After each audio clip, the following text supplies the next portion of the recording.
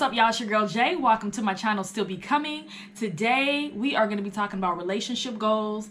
I was in the shower the other day and I started thinking about relationship goals. Like, what does that really mean? You know what I'm saying? Because it's a very popular word that we throw around here a lot. So what does relationship goals mean? If you are new here, make sure you subscribe down below. On this channel, we talk a little bit about everything from raising these kids, relationships, and most importantly, just how to elevate ourselves mentally, physically too, yes, and emotionally, you know what I'm saying?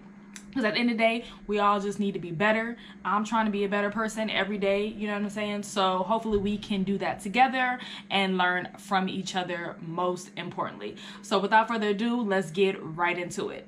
So like I said, I was in the shower and I was thinking about relationship goals. What does that mean? Because so many of us strive to have that picture perfect, photo that we see on social media that says relationship goals. But what really is relationship goals? Because you know what I'm saying, like, it can look great on the outside, but what's really going on the inside? And anybody who has ever been in a long-term successful relationship will tell you that they're a bit more complex than that, So I started thinking, like, what are the top things that a relationship should have? I feel like this is different for everybody, and it's just so many things that you can say, but I really wanted to narrow it down to just three, the top three most important things that I think are important in a relationship, at least for me personally.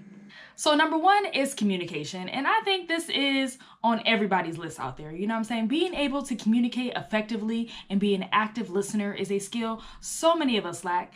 And instead of waiting till adulthood to try to figure out how to have a conversation with somebody, I really think that communication classes should be taught throughout grade school, Because growing up, like, I don't recall anyone teaching me how to express myself and have a healthy conversation with others.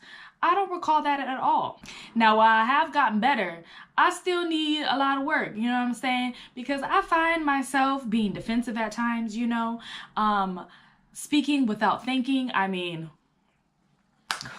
Lord help me, okay? Because sometimes I'll be looking at them, they be looking at me, it comes out of my mouth, and I'm just like, really? Did you really just say that? You know what I'm saying? It's like there's not even like a gate that just like stops in my brain, real quick, to just give me a moment to just pause and really think about what I'm about to say. I have that bad, and it's gotten like a little, just a little bit better, but and I'm like cutthroat with mines, okay? Jesus is working on me. That's all I can say about that. Also, being an active listener and not listening to respond. I think a lot of us have that bad as well, okay? In our mind, we already formulating our ideas and our thoughts and what we about to say next, you know what I'm saying? Instead of actually like really taking it in, absorbing the information that's being said to us in our mind, body, and soul, so that we can actually, when we're ready to respond, we can come from a place of love, because at that point in time, we have already processed and we've absorbed the information that's being given to us. And then also not trying to hurt other people's feelings. I think that's really, really important when you're trying to have a healthy conversation with somebody, not going for the guts.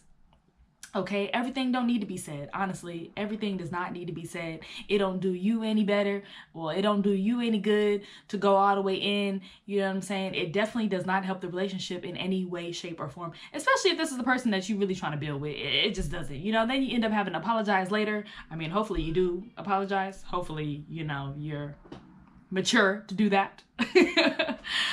Even if the situation may not be your fault, you can still apologize for what you said and how it was said, okay? That's very, very important. That's something that you can actually really do. Unfortunately, it sucks when you've been operating a certain way for a long time.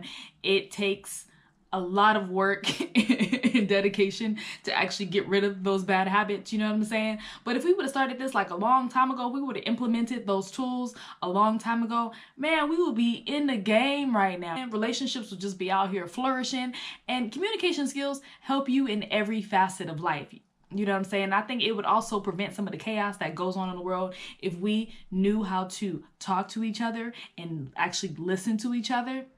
It will prevent like a lot of the nonsense that's going on in the world, period, So like I said, this is something that I am still struggling with, and I am acknowledging, and I'm working on it.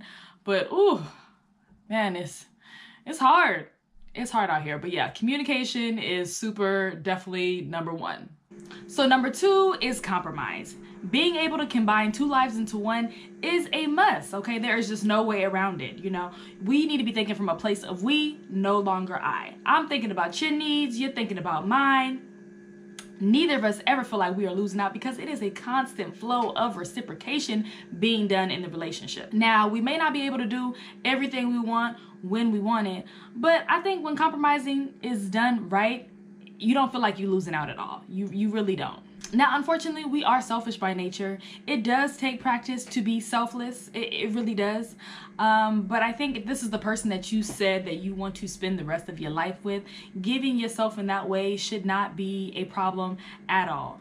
And I still struggle with this too, you know. I've been living by myself for a long time, doing things a certain way for a long time. So it can be kind of hard to really bend in that way. But at the end of the day, like if you have a good one and you know that this person is really just there to look out for you and they would make you happy, you know, doing whatever makes them happy is not going to be a problem because they're going to want to give that to you right back, probably 1,000 times more, you know, like my man, he definitely is that kind of guy. So again, you know, something that I still need to work on, but nevertheless, I still think that is super, super important, and that is my number 2. Compromise is my number 2. So for my third one, I had several ideas, but I couldn't really narrow it down. So I decided to go online and see what other people was talking about was important to them to have in a relationship, you know. So I came across the word partnership. Now, I've heard partnership said to me several times, you know, by my significant other. So I Googled partnership pertaining to a relationship, and I found this amazing article that really just broke everything down quite nicely, honestly. And instead of saying relationship goals, I think we need to totally throw that hashtag out. You know, we need to be changing it to partnership goals, because this article really blew my mind away, and I'm going to link it down below so y'all can read it too, and hopefully it'll help y'all in several ways. So the article discussed the difference between relationship goals versus partnership goals. You know, one of the things that it said that relationships are often clouded, where people are trying to figure out each other's feelings. Relationships often look great on the outside, but have a lot of stuff going on the inside. And I think we definitely see that across social media, or maybe within our friends' life, you know, where everything is like super bae this, bae that. They all super cute online, dressed in the same matching outfits. And then maybe like 2 months down the line, bae done deleted all the photos, okay? Bae done broke up, you know? So that just lets you know that what looks great on the outside is not a testament to what's going on the inside, you know? So we really shouldn't be going off on those pictures at all, or what people are trying to present across, when that's in fact not really true, okay? Because if you don't got it straight in here, you know what I'm saying? In here, none of that is gonna work out there, period. And then people often get into relationships to escape, you know, emptiness, loneliness, inadequacy. I've definitely gotten to, you know, I feel like my last relationship, I got into it because I was lonely. Terrible reason to get in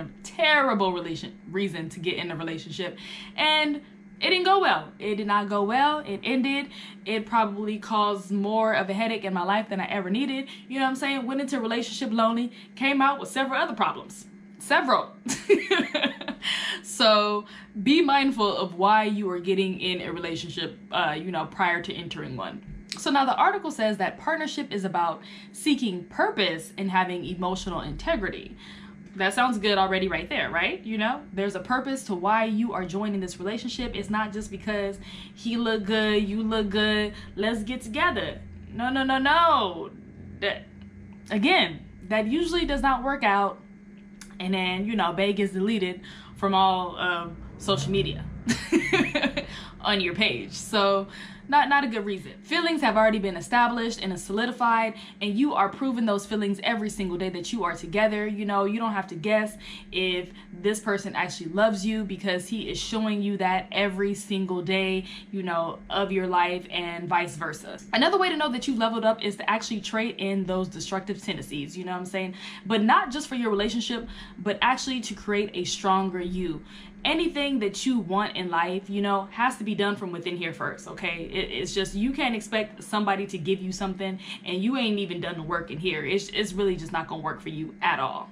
at the end of the day, I think we all want somebody that we can just spend the rest of our life with. You know, relationships often can be a moment in time, but a partnership is a lifetime, you know, and we looking for that lifetime, forever and ever, even after you die kind of love. That's what we want. But just so y'all know, this does not mean that relationships cannot turn into partnerships.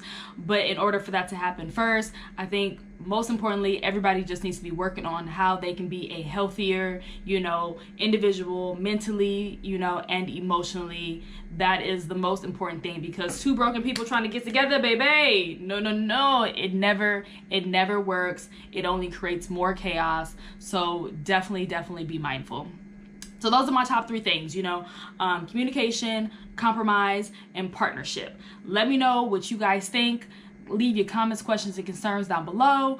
Did you agree with anything I said? What are your top 3 things that you feel are super important to have in a relationship, you know?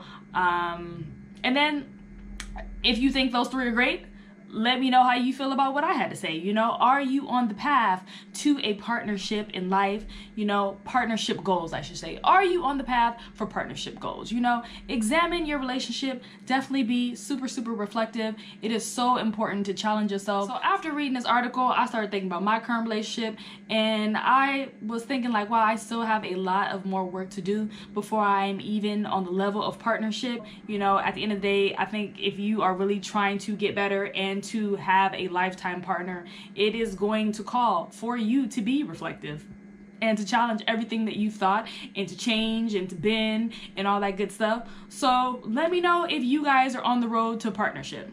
Make sure you thumbs up this video. Oh, that was a really huge ass thumb I put in the camera. But anyway, make sure you thumbs up this video. Check out my other content online. I am new to this platform. I'm going to be trying to get as much content on here as possible.